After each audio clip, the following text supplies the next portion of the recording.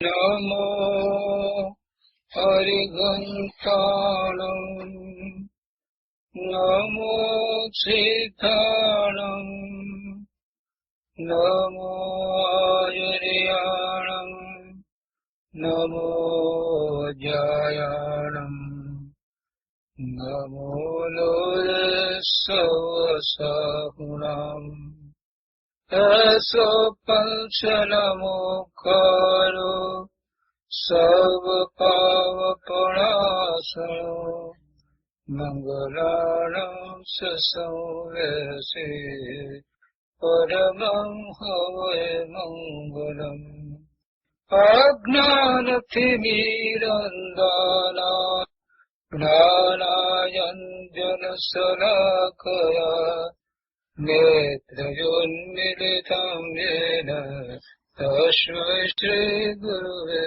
નમઃ મુખાદેવ્યાકુક્ષિરત્નં શબ્દજિતભર્યાત્મજં રાજછંદયહં વन्दે તત્વલોચનદાયકં પ્રભુ તત્વલોચનદાયકં.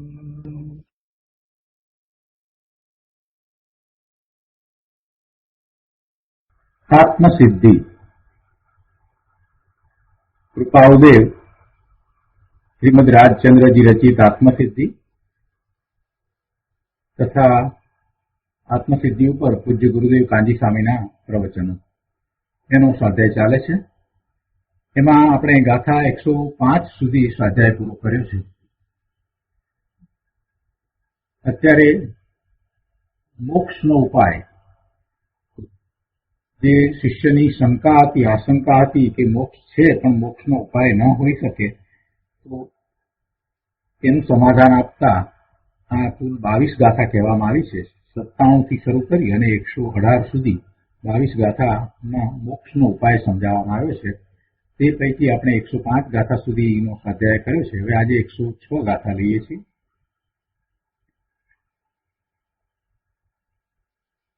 શતપદના શત પ્રશ્ન તે પૂછ્યા કરી વિચાર, તે પદની સર્વાંગતા મોક્ષ માર્ગ નિર્ધાર. એના અર્થમાં અહીંયા વચનામૃતમાં કહે છે કે હે શિષ્ય, તે 6 પદના 6 પ્રશ્નો વિચાર કરીને પૂછ્યા છે અને તે પદની સર્વાંગતામાં મોક્ષ માર્ગ છે એમ નિશ્ચય કર.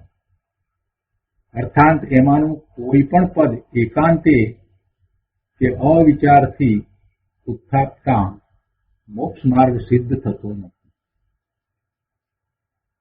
6 પદ, એમાંથી એક પણ પદને તું કાઢી નાખે એમ નહીં ચાલે. 6 પદનો તારે બરાબર વિચાર કરવો જોઈએ. એને સમજીને જ તારે મોક્ષ માર્ગ વિશે નિર્ણય કરવાનો છે અને પછી એમ પ્રયોગ કરવાનો છે. એટલે કહે છે કે તે પદની સર્વાંગતામાં મોક્ષ માર્ગ છે એમ નિશ્ચય કર. એનો અર્થ એમ થયો કે એમાંનું કોઈ પણ પદ એકાંતે કે અવિચારથી ઉત્થાપતા મોક્ષ માર્ગ સિદ્ધ થતું નથી. એટલે આત્મા છે એ વાત પણ જોઈશે, આત્મા નિત્ય છે એ વાત પણ જોઈશે. આત્માના કરતા ભોગતાપણાની વાતને પણ તારે બરાબર જેમ છે તેમ સ્વીકારવી પડશે. મોક્ષ છે એને પણ સ્વીકારવું પડે અને મોક્ષનો માર્ગ છે. એટલે 6 પદને તું જયારે સ્વીકારે છે ત્યારે જ, એક પણ પદને તું કાઢી નથી નાખતો ત્યારે જ તને સાચો મોક્ષ માર્ગ સમજાય છે અને પછી એને એ પ્રમાણે પ્રયોગમાં મૂકવાનું છે. અને એના પછી 107મી ગાથામાં કહે છે કે જાતિ વેશનો ભેદ નહીં, કયો માર્ગ જો હોય, સાધે તે મુક્તિ લહે એમાં ભેદ ન કોઈ. વચનામૃતમાં એના અર્થમાં કહે છે કે જે મુમુક્ષુનો માર્ગ કયો તે હોય તો ગમે તે જાતિ કે વેશથી મોક્ષ થાય. જે મોક્ષનો માર્ગ કયો તે હોય તો ગમે તે જાતિ કે વેશથી મોક્ષ થાય. એમાં કંઈ ભેદ નથી. જે સાધે તે મુક્તિ પદ પામે.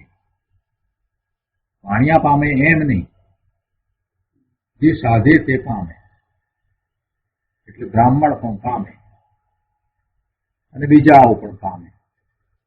પણ ખરેખર એવું છે કે જ્યારે જે પામવાનો છે ને જ્યારે એની પૂર્ણ દશા થવાની છે તો પછી બાહ્યમાં એના નિમિત્તો એવા જ હોય છે.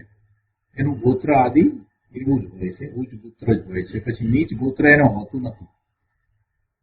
આપણે એમ કહીએ કે કેવળ જ્ઞાન નીચ ગોત્રને વિશે નથી હોતું, તેમાં કઈ આપણે અસત્ય નથી બોલતા કે કોઈ નીચ ગોત્રમાં છે એનું અપમાન નથી કરતા. એટલે કહેવાનો આશય એવો છે કે એ જીવને જ્યારે કેવળ જ્ઞાન થવાનું છે તો એ બહુમાં એનું ગોત્ર એવું નીચ ગોત્ર હોતું નથી. જે જીવને કેવળ જ્ઞાન થવાનું છે તો એ જીવને મનુષ્યની પર્યાયમાં સ્ત્રીની પર્યાય હોતી નથી. લોકો ઊંધું પકડે છે, ઊંધું ના પકડવું. જ્યારે કેવળ જ્ઞાન થવાનું હોય ત્યારે પછી નિમિત્ત એવા જ હોય, એ જ રીતે શરીર વગેરે હોય. અહીંયા એ વાત કરી છે, પણ એમાં મૂળ વાતને પાછી આપણે સમજવા કે જ્યારે કેવળ જ્ઞાન થાય ત્યારે ભલે જાતિ વેશનો ભેદ નહીં, પણ એ જ હોય, ઉચિત નિમિત્તો જ હોય, ઉચિત નિમિત્ત જ હોય. જે મોક્ષનો માર્ગ કયો તે હોય તો ગમે તે જાતિ કે વેશથી મોક્ષ થાય, એ માર્ગ હોય તો થાય, એમાં કંઈ ભેદ નથી.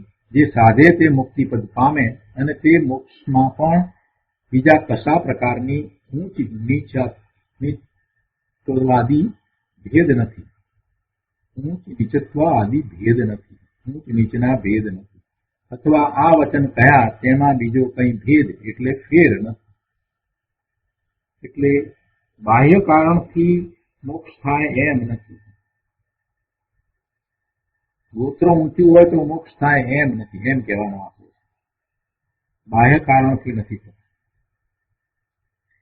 વધારે વિસ્તાર આપણે ગુરુદેવ પાસેથી સમજીએ.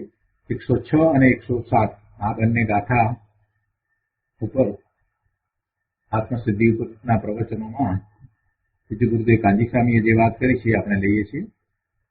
આ પુસ્તકમાં પાના નંબર 355 ઉપર અહીંયા છેલ્લા પેરેગ્રાફના 106 ગાથા ઉપર સમજાવતા ગુરુદેવ કહે છે કે હવે વિચક્ષણ શિષ્યને કહે છે કે હે શિષ્ય, 6 પદના 6 પ્રશ્ન તે અંતર્વિચાર કરીને પૂછ્યા છે.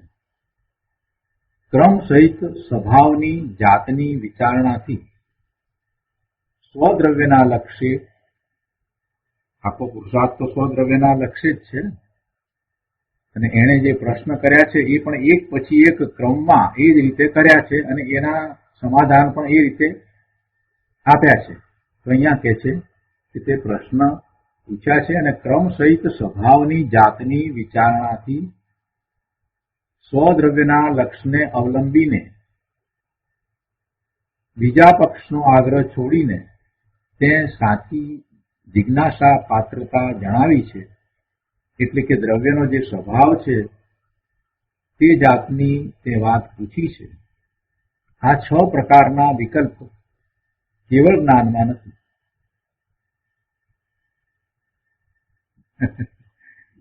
મૂળ વાત ને રાખી અને સાથે ગુરુદેવે તત્વની કેવી મોટી વાત સમજાવી દીધી કે આ બધું વિકલ્પ રૂપ છે. આખો દ્રવ્ય સ્વરૂપનો અભ્યાસ છે તે વિકલ્પ રૂપ છે. તેને આપણે જ્ઞાન કહીએ પણ એ માહિતી રૂપ જ્ઞાન છે, એ આત્માનું જ્ઞાન નથી. અને આવા વિકલ્પો આત્માના મૂળ સ્વરૂપમાં નથી. એવા વિકલ્પ થાય એવું કોઈ કારણ પણ આત્માની અંદર નથી. તો પછી કેવળ જ્ઞાનની અંદર એ વિકલ્પ ક્યાંથી હોય? એ કંઈ હોય જ નહીં. આ બધી વાત તો બરાબર થઈ કે શિષ્ય તે બરાબર કર્યું છે બધું, પણ છેલ્લે વાત શું મૂકી કે આ 6 પ્રકારના વિકલ્પ કેવળ જ્ઞાનમાં નથી. પણ આ ન્યાયનું જ્ઞાન અખંડ જ્ઞાનમાં વર્તે છે. આત્માર્થે આ 6 પદનો વિચાર કરનારને અભેદ આત્મ સ્વરૂપના યથાર્થ જ્ઞાનથી 6 પદનો સર્વાંગ નિર્ણય થાય છે. આત્મામાં ભલે વિકલ્પ નથી, કેવળ જ્ઞાનની અંદર પણ વિકલ્પ નથી, પણ અનાદિનો મિથ્યા દ્રષ્ટિ પોતાના સ્વરૂપને જાણતો નથી અને પોતાના સ્વરૂપને જાણવાનો પુરુષાર્થ કરે છે, તો આ ક્રમમાં એને બધું સ્વીકારવું પડે કે આત્મા છે, આત્મા નિત્ય છે, આત્મા કર્તા છે, આત્મા ભોગતા છે, અને એની મુક્ત દશા એવો મોક્ષ પણ છે, અને એવી મુક્ત દશા પ્રાપ્ત કરી શકાય છે, એના ઉપાય પણ છે. એટલે એ જ ક્રમમાં એને એ છ પદનો ખૂબ વિચાર કરવો પડે. એટલે કે છે કે આત્માને અર્થે, એટલે આત્માથી આ છ પદનો વિચાર કરનારને અભેદ આત્મ સ્વરૂપના યથાર્થ જ્ઞાનથી છ પદનો સર્વાંગ નિર્ણય થાય છે. પહેલા વિચાર કરવાની વાત કરીને પછી નિર્ણયની વાત લીધી. એટલે પહેલા જે છે એ તો વિકલ્પરૂપ છે. આત્માર્થે આ છ પદનો વિચાર કરવો એમાં તો એ વિકલ્પરૂપ છે, ધારણા જ્ઞાન સુધી પહોંચે છે. પણ પછી કહે છે કે અભેદ આત્મ સ્વરૂપના યથાર્થ જ્ઞાનથી, આત્મ સ્વરૂપના યથાર્થ જ્ઞાનથી છ પદનો સર્વાંગ નિર્ણય થાય છે. એટલે આ તો સમ્યક દર્શન થયા પછી જે નિર્ણય થયો છે એ સાચો નિર્ણય છે. એટલે સમ્યક દર્શનની વાત કરી. પહેલા એમ કે છે કે આત્માર્થે આ છ પદનો વિચાર કરનારને, એમાં એ ઘણી વાત કહી દીધી. આત્માર્થે એટલે એમ નહીં કે કોઈ પ્રકારની પ્રતિષ્ઠાને અર્થે કે કોઈ મોટાઈ બતાવવાને માટે કે પુસ્તક લખવા માટે કે બીજાને સમજાવવા માટે વિચાર કરવો, એમ નહીં, પરંતુ પોતાના સ્વરૂપની પ્રાપ્તિને અર્થે, એટલે આત્માર્થે આ છ પદનો વિચાર કરવો. વિચાર કરવો એટલે શું? જેમ છે તેમ એને પોતા ઉપર ઉતારવા. આત્મા છે એમ કહ્યું ત્યારે એમ કે હું આત્મા છું એમ પોતાની ઉપર ઉતારવું, એમ છ પદને પોતાની ઉપર ઉતારવા. એમ જે ધારણા જ્ઞાન સુધી પહોંચ્યો છે તો એ વાતને પોતાની ઉપર ઉતારવી, એવો વિચાર કરવો. એટલે આત્માથી આ છ પદનો વિચાર કરનારને અભેદ આત્મ સ્વરૂપના યથાર્થ જ્ઞાનથી છ પદનો સર્વાંગ નિર્ણય થાય છે. અભેદ આત્માનું સ્વરૂપ છે, એવા અભેદ સ્વરૂપનો એને નિર્ણય થતા, એટલે કે એવા સ્વરૂપને એ જાણે છે અનુભવ સહિત, યથાર્થ એનું જ્ઞાન થતા પછી છ પદનો સર્વાંગ નિર્ણય થાય છે. છ પદ જે છે તે જેમ છે તેમ બરાબર યથાર્થ એને સમજાઈ જાય છે. હવે ધારણા જ્ઞાન રહેતું નથી, હવે અનુભવ સહિતની વાત કરી. આગળ કહે છે કે સિદ્ધ પદ સંબોધક એવા સાચા જ્ઞાનનો નિર્ણય કરનાર છ પદના સુવિચાર રૂપી અંકુરા, હે શિષ્ય, તારા આત્મદ્રવ્યમાંથી ફૂટ્યા અને તે જ અંતર વિચાર કરીને પૂછ્યા છે. શિષ્યને જે રીતે જ્ઞાન ક્રિયા થઈ એની વાત કરી, એ રીતે જ્ઞાન ક્રિયા થઈ. સિદ્ધ પદ સંબોધક એવા સાચા જ્ઞાનનો નિર્ણય કરનાર છ પદના સુવિચાર રૂપી અંકુરા, હે શિષ્ય, તારા આત્મદ્રવ્યમાંથી ફૂટ્યા. તારી સુવિચારણા થઈ, સિદ્ધ પદનો તે વિચાર કર્યો અને તારી સુવિચારણા થઈ, અને એ બધું તે અંતર વિચાર કરીને પૂછ્યું અને એના સમાધાનો તું પ્રાપ્ત કરતો ગયો. આ ગાથામાં એવી રીતે ઘટના કરી છે કે આત્મા અનંત છે અને તે સ્વતંત્ર છે, અને કેવળ જ્ઞાનીના જ્ઞાનમાં જેવું પૂર્ણ શુદ્ધ આત્મદ્રવ્ય છે તેવું આ છ પદથી અહીં સાધ્ય અને સાધન રૂપે સિદ્ધ કરી છે. કેવળ જ્ઞાની દિનેશ્વર ભગવાન, એમને જેવું શુદ્ધ દ્રવ્ય પોતાને અનુભવમાં આવ્યું, એટલે સમ્યક દર્શન થયું, તો એ સમ્યક દર્શન અને જે અનાદિનો મિથ્યા દ્રષ્ટિ છે એનું સમ્યક દર્શન, એમાં દર્શન અપેક્ષાએ તો કાંઈ ફેર નથી, પણ જ્ઞાનની તારતમ્યતામાં ફેર છે. એટલે પોતાના આત્માનો અનુભવ તો સરખો જ છે.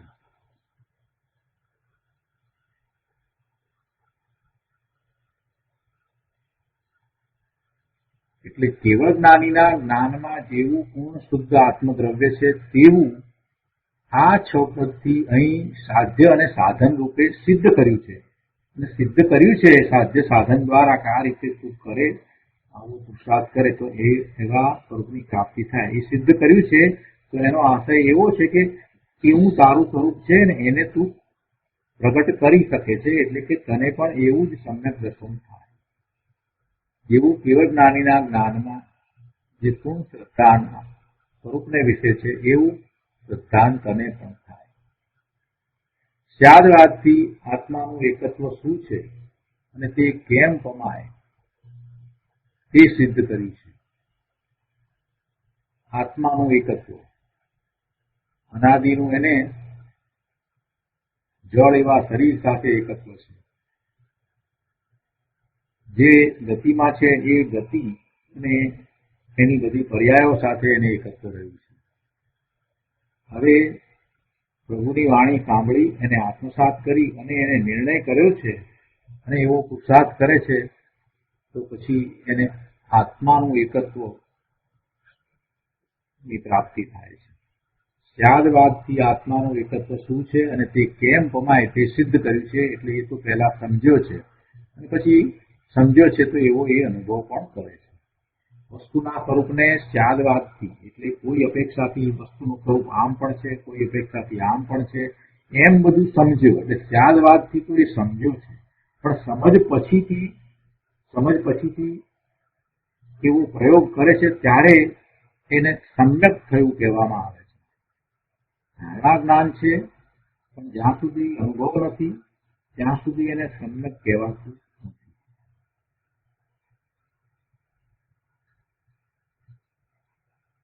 એટલે કહે છે કે સ્યાદવાદથી આત્માનું એકત્વ શું છે અને તે કેમ પમાય તે સિદ્ધ કર્યું છે.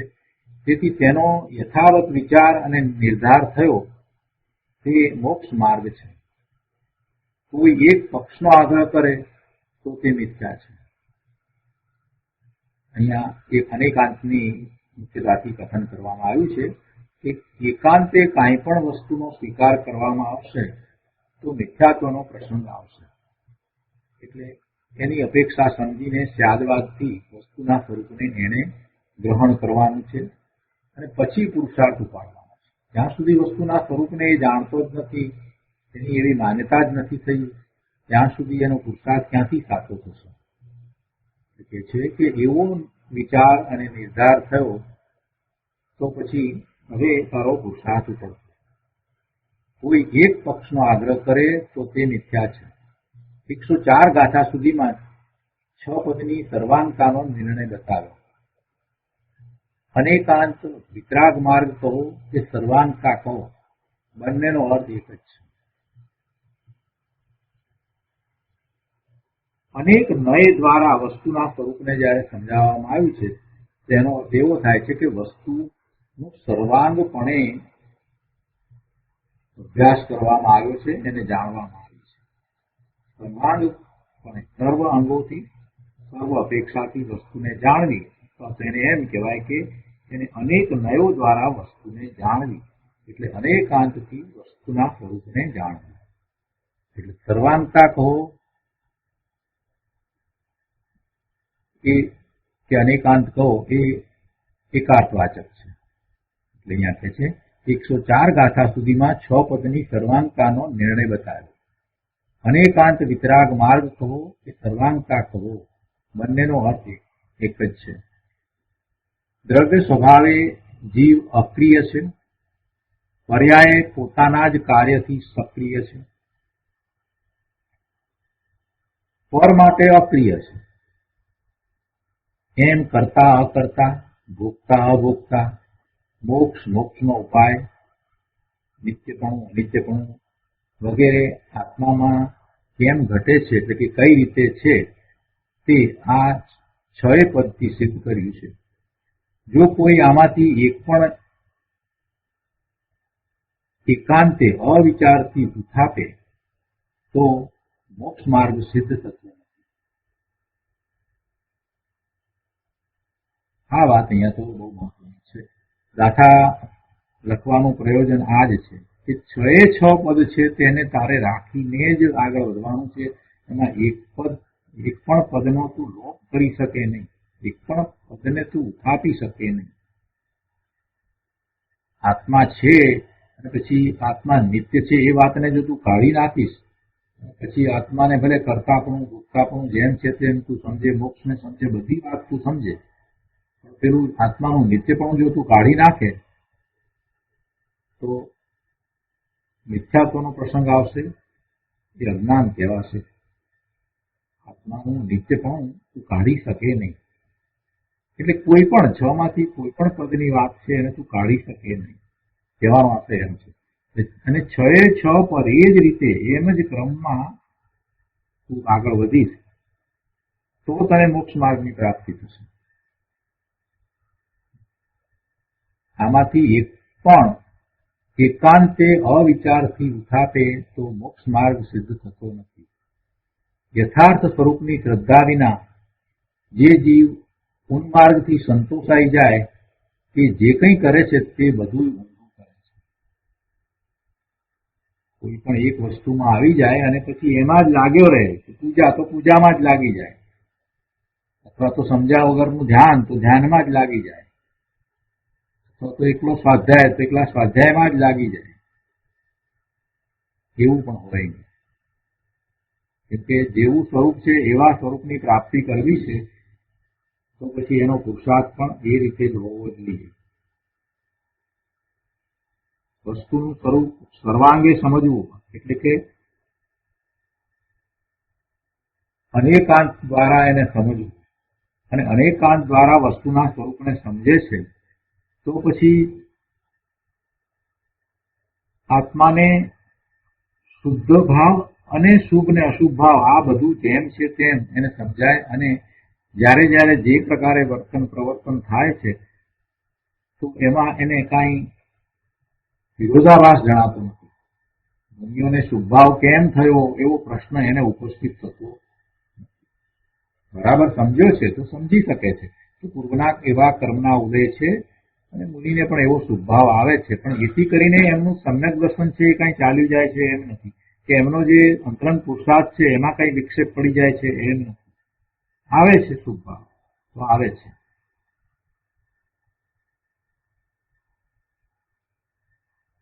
પણ મુનિને શુભ ભાવ કેમ આવ્યો, મુનિને આવું ન હોવું જોઈએ, મુનિએ દીક્ષા લીધી છે તો પછી હવે એમને શુભ ભાવ શું કરવા આવવા જોઈએ, એવી જો જીદ કરીને બેસી જાય અને કોઈક રીતે પોતે ધર્મના સ્વરૂપને એકાંતે પકડી રાખે તો એને તો કાંઈ પામવાનું થતું નથી. અહીંયા તો આ પદની વાત કરી છે, એમાંથી એક પણ પદને ઉથાપી શકાય એમ નથી. અને કોઈ છતાંય એવા ઉન્માર્ગથી સંતોષાઈ જાય કે ના આપણે તો બસ હવે આમ જ કરો, એક જ વાતને લઈને બેસી જાય તો એનો બધો પુરુષાર્થ નિષ્ફળ જશે. તેના વ્રત તપ પુણ્ય આદિ વ્યવહાર નામ નિક્ષેપે તેનો આભાસ માત્ર તન માત્ર ધર્મ, ખરેખર તો એ ધર્મ નથી. એ કર્મ ભાવરૂપ અજ્ઞાન સહિત છે.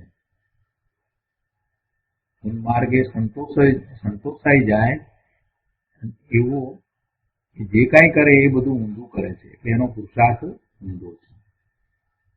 અહીંયા કહે છે કે આ 6 પદમાં જ બધું વિતરાગ દર્શન સમાઈ જાય છે. અને હવે 107મી ગાથામાં મુક્તિ કોણ મેળવે તે બતાવે છે. ગુરુદેવ એને સમજાવતા અહીંયા કહે છે, એમ કહ્યું ને કે જાતિ વેશનો ભેદ નહીં, કયો માર્ગ જો હોય સાધે તે મુક્તિ લહે, એમાં ભેદ ન કોઈ. આ તો સાચી છે. આપણે જૈનની વ્યાખ્યા કરીએ છીએ તો એમ જ કહીએ છીએ કે દરેક જીવ જૈન છે જો એ જીનેશ્વર ભગવાનની આજ્ઞાને આમન્યામાં હોય તો એ જૈન છે. તો કહીએ જ છીએ આપણે, પણ કેમ નથી કહેતા. જૈન કોણ છે? વાણિયાના ઘરે જન્મ્યો એટલે જૈન એમ ને. પણ જીનેશ્વર ભગવાન પ્રવૃત્તિ જે ધર્મ છે એનું પાલન કરે છે તે જૈન છે. એમાં પણ એ વાત આવી ગઈ કે એમાં પછી કોઈ જાતિ ગમે તે હોય તો પણ એ જૈન પણ હોઈ શકે. અને અહીંયા તમે ભારતમાં જોશો તો મધ્ય ભારતની અંદર મધ્યપ્રદેશમાં અને કેટલાક ઉત્તર પ્રદેશના ભાગોમાં અને કેટલી બધી જગ્યાએ તો વાણિયા સિવાય બીજી જ્ઞાતિના લોકો પણ જૈન ધર્મ પાળે. સાઉથમાં પણ એવું છે. કેટલાય લોકો જૈન ધર્મ અંગીકાર કર્યો છે અને એ એમના બાપદાદાના વખતથી પહેલેથી એ જૈન ધર્મમાં જ રહ્યા છે. એ માર્ગને જ અનુસરી રહ્યા છે. આપણે ત્યાં ગુજરાતમાં જ એકમાત્ર એવું છે કે માત્ર વાણિયા છે એ જ આમાં છે, બાકી બીજા નથી. પણ સાઉથ ઇન્ડિયામાં જાઓ કે એમપીમાં જાઓ તો તમને એવા લોકો મળે. અહીંયા તો વાત બીજી લીધી છે અને એ વાત આપણે લઈએ. ગુરુદેવ અહીંયા સમજાવે છે કે આ 6 પદની સર્વાંગતાથી આત્મ પદાર્થ વસ્તુ સ્વયં સિદ્ધ છે. તો એક એક શબ્દ મહત્વનો છે. આ 6 પદની સર્વાંગતાથી આત્મ પદાર્થ વસ્તુ સ્વરૂપ સ્વયં સિદ્ધ છે. તેમાં યથાર્થ પ્રતીતિ, લક્ષ અને રાગ રહિત સ્વરૂપ આચરણ રૂપ અખંડ સ્વાનુભવ હોય તે મુક્તિ પદ પામે. યથાર્થ પ્રતીતિ એટલે સમ્યક દર્શન, પોતાના સ્વરૂપની પ્રતીતિ એટલે સમ્યક દર્શન. એનું જ લક્ષ એટલે વારંવાર પછી એવો જ પુરુષાર્થ ઉપડ્યો હોય, અને એવો પુરુષાર્થ ઉપડ્યો હોય ત્યારે એને રાગ હોય નહીં, અને સ્વરૂપ આચરણ ચારિત્ર હોય એવી સ્વાનુભવની દશા હોય, અને એ હોય તો પછી મુક્તિ પામે. એમાં ક્યાંય બીજી વાત ન કરી કે આમ વ્રત હોય તો ને આમ તપ કરે તો એમ ન કર્યું, એવું કાંઈ નથી કર્યું. વાત ક્યાંથી કરી કે આત્મ સ્વરૂપનો પહેલા તો નિર્ણય કર્યો. આ 6 પદની સર્વાંગતાથી આત્મ પદાર્થ વસ્તુ સ્વરૂપ એ સ્વયં સિદ્ધ છે. એટલે કે એવો તને પણ એવો નિર્ણય થવો જોઈએ, તે તો જણાઈ આવે એવું જ છે. આ 6 પદનો વિચાર કરતા આત્માનું સ્વરૂપ એ સમજાઈ જાય છે, જણાઈ જાય છે. એને કઈ બીજી રીતે હવે પ્રૂવ કરવાની જરૂર નથી, એ સ્વયં સિદ્ધ જ છે. આત્મા છે ને આ બીજા પદો જે છે એ રીતે સ્પષ્ટ તો થઈ જ જાય છે. હવે એમાં એમ કહેવું છે કે એમાં યથાર્થ પ્રતીત, એની પ્રતીત, પોતાના શુદ્ધ સ્વરૂપની પ્રતીત માં છે તો પછી આત્માની પ્રતીતિ, એવી પ્રતીતિ થવી એટલે સમ્યક દર્શન થવું, સ્વાનુભૂતિ થવી. પછી એનું જ લક્ષ્ય રહે, અને એનું લક્ષ્ય રહે ત્યારે એ વખતે એને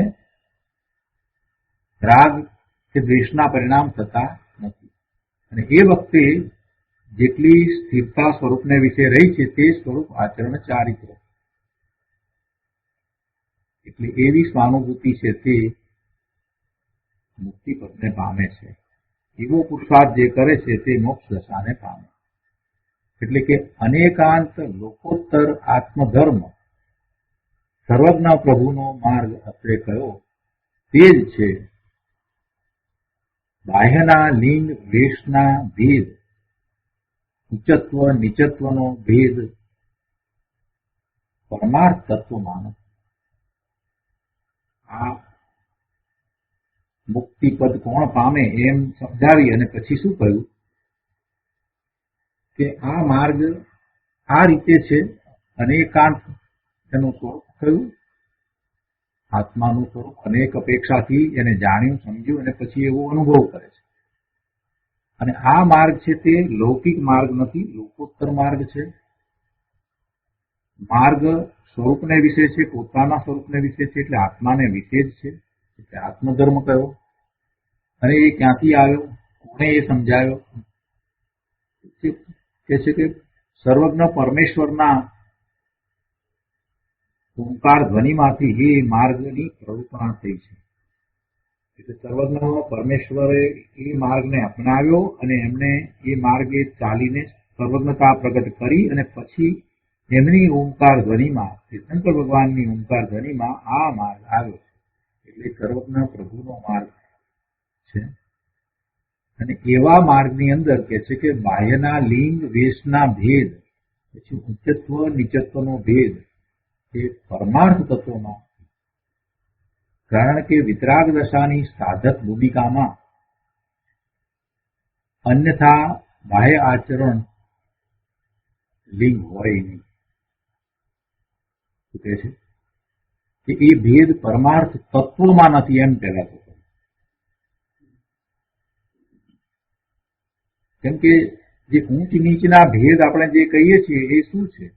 ઊંચ ગોત્ર અને નીચ ગોત્રની જે વાત કરી એ આત્મ સ્વરૂપમાં તો છે જ નહીં. કેમ કે એ ગોત્ર તો કર્મને કારણે છે. ઊંચ ગોત્ર અને નીચ ગોત્ર એ તો શું છે? ઘાતી કર્મ ના નિમિત્તે થયેલી એની દશા છે. અને એવી એ દશા જે છે તો સંસાર પર્યાય છે ત્યારે છે કે એના આત્માની અંદર નથી, આત્મામાં એવો કોઈ ગુણ નથી. એટલે એ જ રીતે લિંગની વાત કરી, બાહ્ય લિંગ કોઈ પણ પ્રકારે હોય તો એ કઈ એની અંદર નથી, એના મૂળ સ્વરૂપમાં નથી, એટલે કે પરમાર્થ તત્વમાં નથી. ઊંચ નીચનો ભેદ પણ કે બાહ્યના લિંગ વેશના ભેદ એ બધું એના પરમાર્થ તત્વમાં નથી, મૂળ સ્વરૂપમાં તો નથી. કારણ કે વિતરાગ દશાની સાધક ભૂમિકામાં અન્યથા બાહ્યચરણ લિંગ હોય નહીં, બાહ્ય આચરણ અન્યથા હોય નહીં. એટલે આ વેશ ભેદની વાત કરીએ અને કોઈ પણ પ્રકારે બાહ્યના અમુક લિંગ આવો જ વેશ હોય એટલે આ શુલક ને આ રીતે હોય ને એલક ને આ રીતે હોય ને એ બધું આપણે જે કહીએ છીએ ને મુનિને નગ્ન દિગંબર ને એ બધા જે વાત કરીએ છીએ ને તો એ ખરેખર આત્માના સ્વરૂપમાં તો નથી. પણ વિતરાગ દશા એ સાધક ભૂમિકામાં, હજી વિતરાગતા તો પૂર્ણપણે પ્રગટ નથી થઈ અને એવો સાધક છે તો સાધકની ભૂમિકાની અંદર એનું બાહ્ય આચરણ જે છે અને જે લિંગ હોય છે તે જે હોય છે તે જ હોય છે, અન્યથા નથી હોતું, એમ કેવું છે. એટલે અન્યથા એટલે ગમે તેવું નથી હોતું. નગ્ન દિગંબર મુનિ પણ કહ્યું છે તો મુનિ પણ નગ્ન દિગંબર જ હોય. અને એમાં જે રીતે 28 મૂળ ગુણ સહિત વાત કરવામાં આવી છે તો એ રીતે જ હોય. બાકી અહીંયા બીજી એવા નાગા બાવાની જમાત પણ હોય છે, એને કઈ દિગંબર નગ્ન મુનિ કહેતા નથી.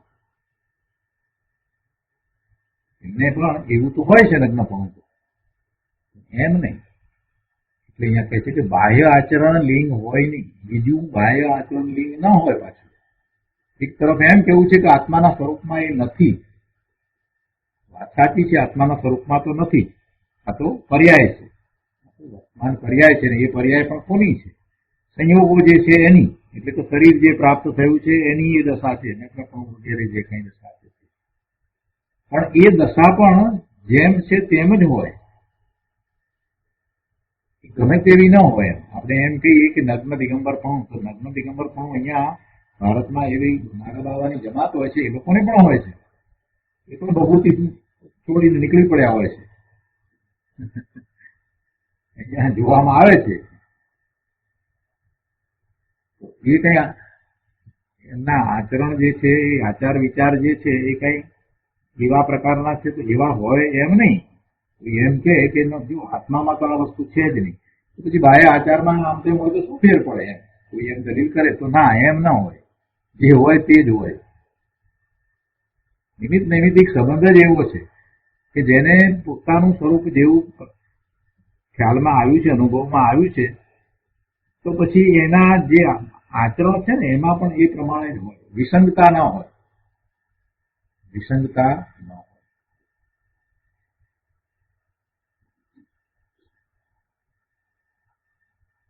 ભલે એને આત્મા સાથે સંબંધ નથી છતાં એમ જ હોય, ગમે તેવા બાહ્ય આચરણ હોય નહીં.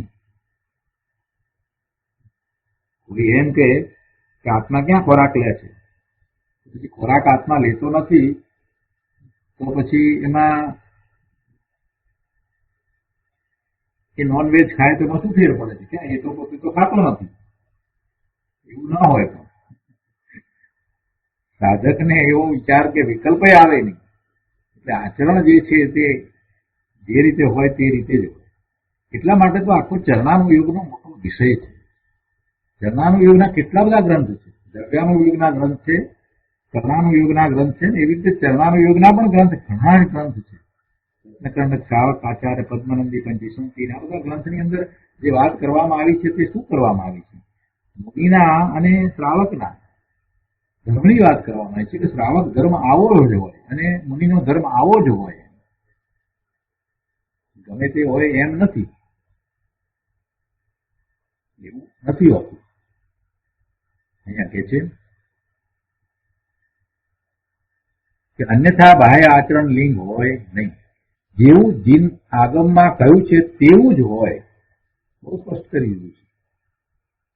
જાતિ વેશના વિકલ્પનો ભેદ વિતરાગ માર્ગમાં નથી. જે વસ્તુ સ્વરૂપની યથાર્થ પ્રતીતિ કરે અને ન્યાય સમજે તેને ઊંચ નીચપણાનો કે સાંપ્રદાયિક વેશ વગેરેનો પ્રશ્ન ન રહે.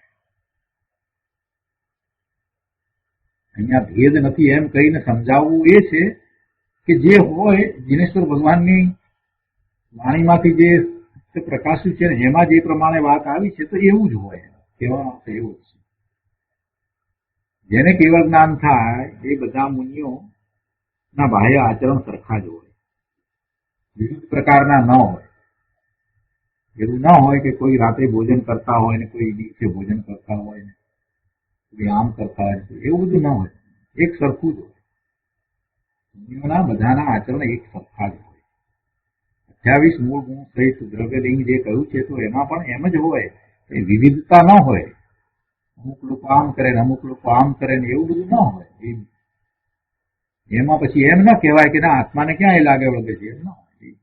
જેમ છે તેમ જ હોય. જાતિ વેશના ઊંચ નીચપણાનો કે સાંપ્રદાયિક વેશ વગેરેનો પ્રશ્ન ન હોય. જેને વસ્તુ સ્વરૂપની યથાર્થ પ્રતીતિ થઈ છે એને પછી એવા પ્રશ્નો ઉઠતા જ નથી. જે છે તે આ જ હોય એમ જ હોય, એને એ સહજ હોય એમ કહેવાનું. એને એ બધું સહજ લાગે. બરાબર છે, નગ્ન દિગંબર મુનિપણું હોય તો હોય. એને હઠથી નગ્ન દિગંબર મુનિપણું નથી, એને હઠ નથી કરી.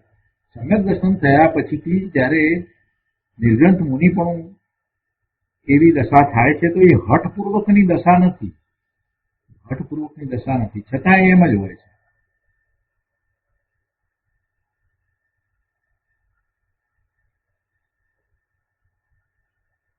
જે વસ્તુ સ્વરૂપની યથાર્થ પ્રતીતિ કરે અને ન્યાય સમજે તેને ઉચ્ચ નીચપણાનો કે સાંપ્રદાયિક વેશ વગેરેનો પ્રશ્ન ન રહે.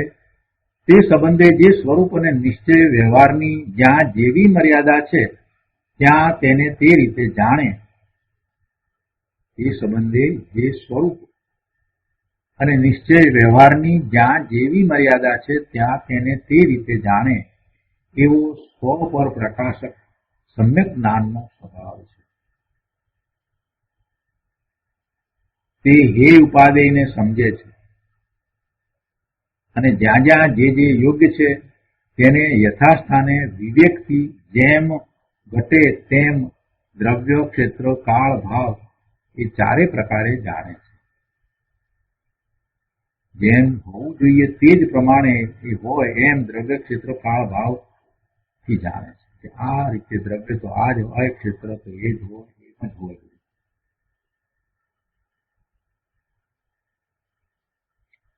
દાન થાય છે તો એમાં પાંચે સંભાય હોય છે, પાંચે સંભાય હોય જ છે.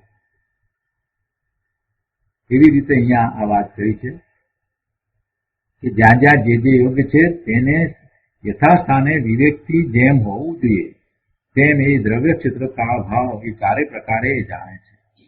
શું ઉપાદેય, શું હે, આ બધું જેમ હોવું જોઈએ તેમ જ હોય છે.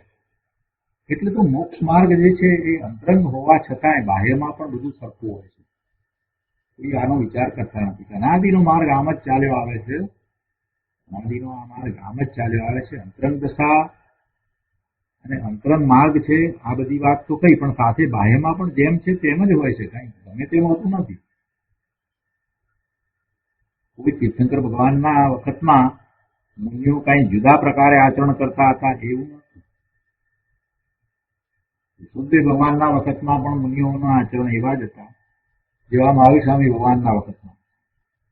અને વર્તમાનમાં મહાવીરી ક્ષેત્રને વિશે 20 તીર્થંકર ભગવાન બિરાજે છે અને એમના સમુસરણમાં બીજા કેવડી ભગવાન પણ બિરાજે છે અને ત્યાં એવા મુનિઓ બિરાજે છે. એ મુનિઓ ગણધર છે, આચાર્ય છે, ઉપાધ્યાય છે, એ સાધુ છે. એ બધા સર્વ સાધુ બધા જ ના બાહ્ય આચરણ પણ એવા જ શુદ્ધ છે અને એ જ પ્રકારે છે જે પૂર્વે થઈ ગયેલા તીર્થંકરોના વખતમાં જેમ મુનિઓના હતા એ જ રીતે છે. બીજી રીતે છે એમ નથી. આ બધી વાતને આપણે સમજવાની જરૂર છે. આપણે ગમે તેમ ઘણી વખત વિચારીએ તો એવું વસ્તુનું સ્વરૂપ નથી. એમ કહી દે કે ના ના બધું કરવાનું તો આત્મામાં જ છે ને પછી બહારમાં શું વાંધો છે, અમે તો બટાટા ખાઈએ છીએ. એવું કહેવા એક ભાઈ મળી ગયા હતા. શું વાંધો છે, ક્યાં જાય છે બટેટા? શું વાત કરે છે તું? સમય તારને સમજો હોય તો તને બટેટા ખાવાનો વિકલ્પ ના આવે અને બટેટા તું ખાતો હોય તો શીઘ્ર તું છોડી દે. સમય તારનો સ્વાધ્યાય કરનારને વળી એવા વિકલ્પ હોય? આવું ઊંધું પકડે?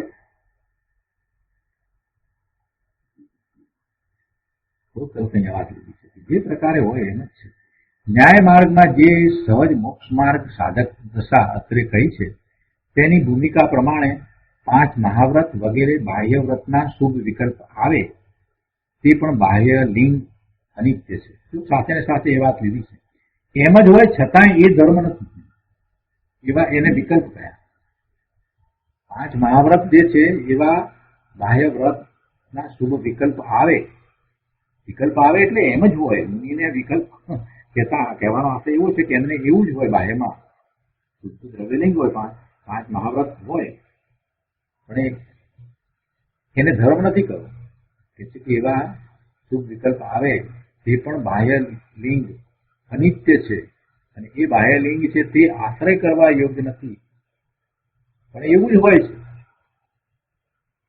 બાહ્ય લિંગ એમ જ હોય. પાછું એવા શુભ વિકલ્પ થજી નિર્વિકલ્પ થાય તે સાચું મુનિપણું છે.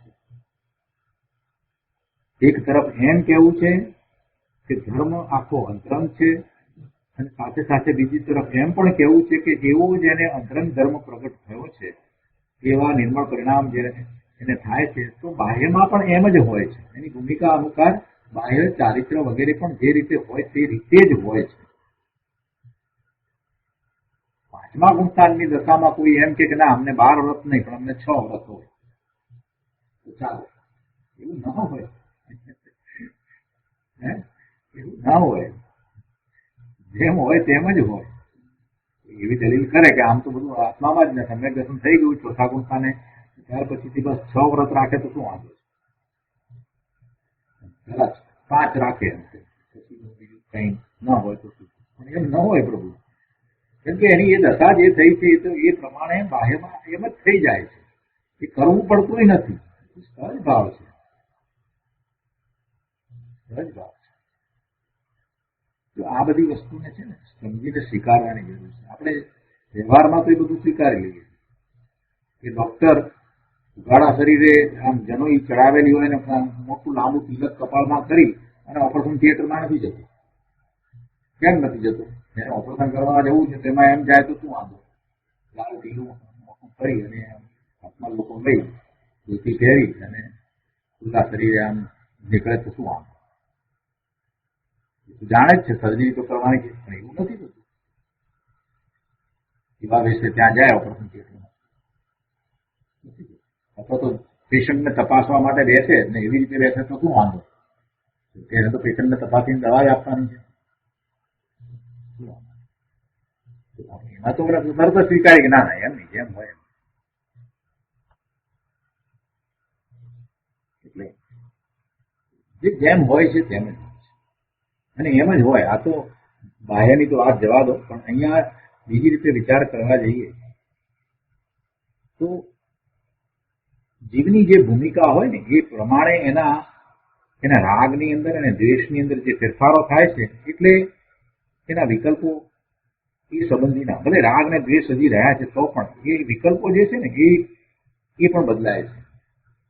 વિકલ્પોની અંદર એને જે તીવ્રતા છે ને એમાંય ફેર પડી જાય છે.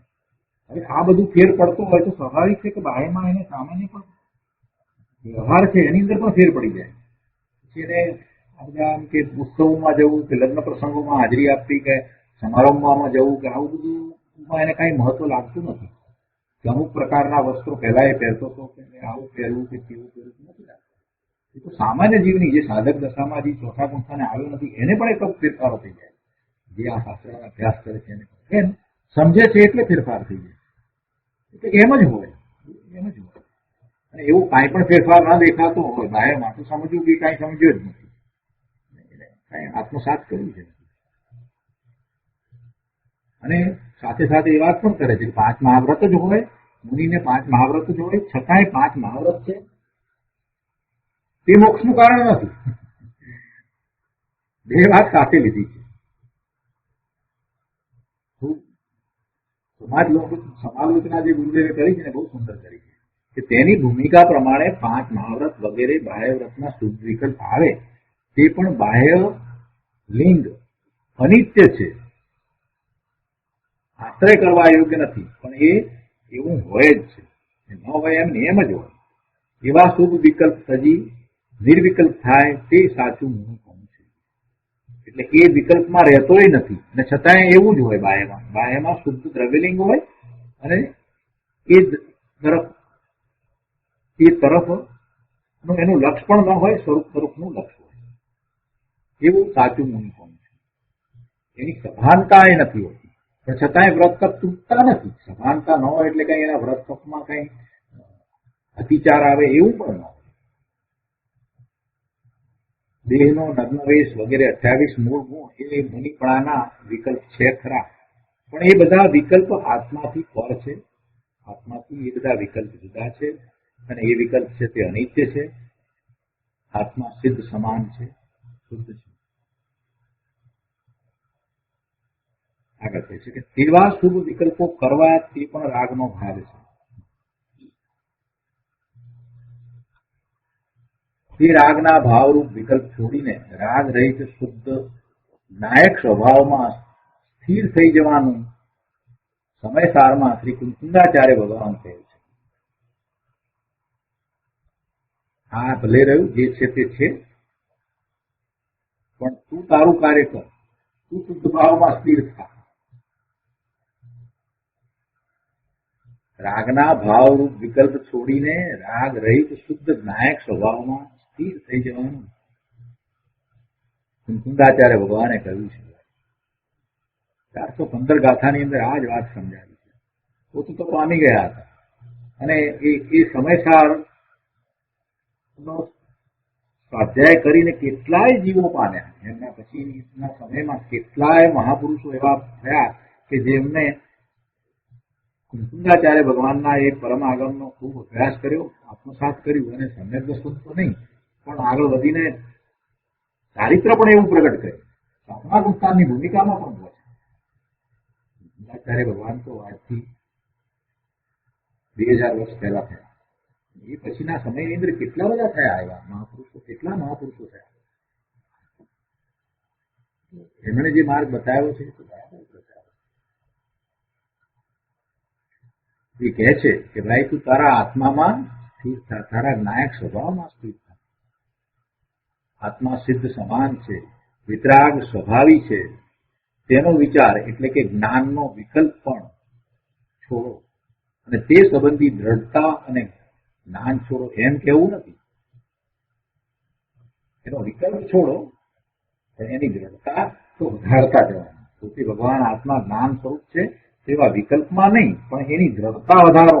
વિકલ્પ છું, હું છું જ, હું જ્ઞાન સ્વરૂપ જ છું એવા ભાવે થઈ જવું છે.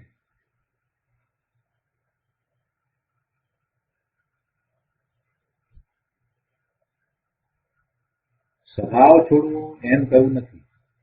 અભેદ સ્વરૂપનું ભાન થયા પછી જે કંઈ રાગાદી વિકલ્પ આવે છે તેનાથી મુક્ત એટલે બાહ્ય અભ્યંતર પરિગ્રહથી જે મુક્ત થાય છે તેને નિર્ગ્રંથ મુનિપદ હોય છે. સ્વભાવને તો છોડવાની વાત જ નથી. છોડવામાં શું કહ્યું છે? મિથ્યાત્વ છૂટી ગયું ત્યાર પછીથી નિર્ગ્રંથ મુનિને શું છૂટે છે? જે સૂક્ષ્મ રાગાદિના વિકલ્પ છે તે છૂટી જાય. મુનિનો પુરુષાર્થ કેવો છે? પોતાના સ્વરૂપને વિશે સ્થિરતાનો પુરુષાર્થ છે. મુનિ તો સાધના ગુણસ્થાનની દશામાં છે, તેમનો પુરુષાર્થ તો સ્થિરતાનો પુરુષાર્થ છે. સ્વભાવ છોડો એની તો કોઈ વાત જ નથી.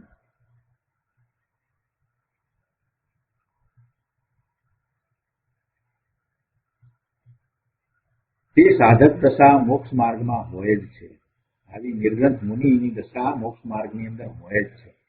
તત્વ સ્વરૂપને ઓળખવા માટે કૃપાળુદેવે બાહ્ય વેશ કે સંપ્રદાયની વાત મુખ્ય લીધી નથી.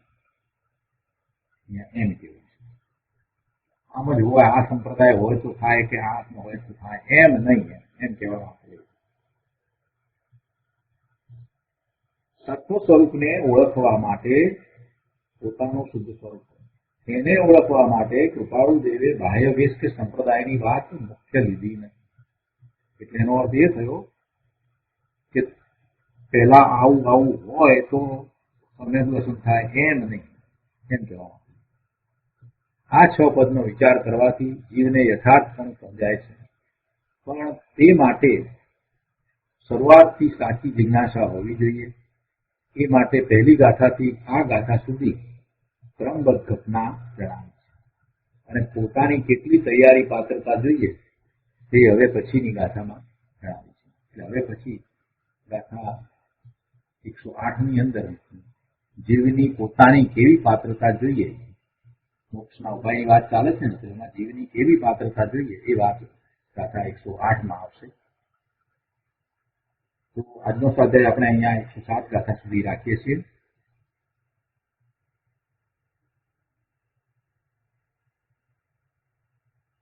હવે સુખધામ બોલીએ.